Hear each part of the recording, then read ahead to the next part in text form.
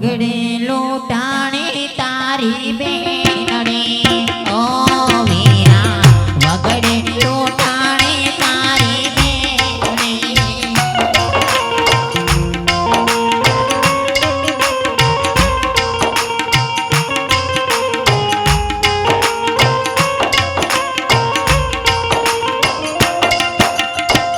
વારે મારા આવો મારા વીર રે ઓ વીરા વારે મારા આવો મારા વીર